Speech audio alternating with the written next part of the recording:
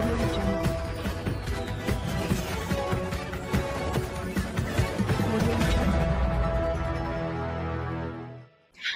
मैं हूं शालिनी और आप देख रहे हैं न्यू महाराष्ट्र 24 न्यूज। आइए बढ़ते हैं आज की बड़ी खबर की ओर।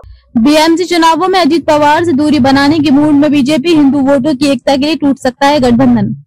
महाराष्ट्र स्थानीय निकाय के चुनावों में बीजेपी ने पहले मुंबई में एकजुट होकर लड़ने की तैयारी की थी, लेकिन अब नए समीकरणों के बाद मुंबई में बीजेपी एनसीपी को झटका देते हुए साथ छोड़ सकती है। बीजेपी के गद्दावर नेता आशीष शेलार ने साफ कर दिया है कि वह नवाब मलिक की अगुवाई में गठबंधन नहीं रखेगी।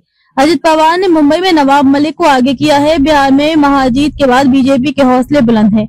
यही वजह है कि बीजेपी महाराष्ट्र में अगले साल जनवरी में होने वाले मुंबई बीएमसी के चुनावों में अजित पवार की अगुवाई वाली राष्ट्रवादी कांग्रेस पार्टी एनसीपी को झटका दे सकती है। पहले सीएम देवेंद्र फडणवीस ने कहा था कि मुंबई महायुति के सभी घटक मिलकर बीएमसी चुनाव लड़ेंगे, लेकिन अब मुंबई बीजेपी के अध्यक्ष रह चुके कैबिनेट मंत्री आशीष शेलार ने दो टूक कह दिया है कि हम मुंबई में नवाब मलिक की अगुवाई में नहीं लड़ेंगे।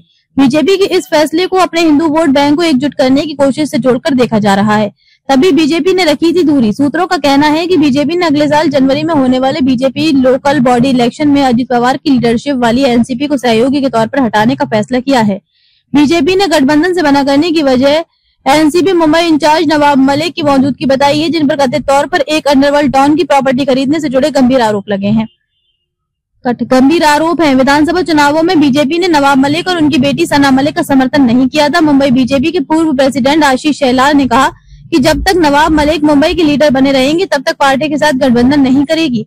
उनके ऊपर गंभीर आरोप है। बीजेपी के इस हमले पर एनसीपी के सीनियर लीडर प्रफुल्ल पटेल ने जवाब दिया है।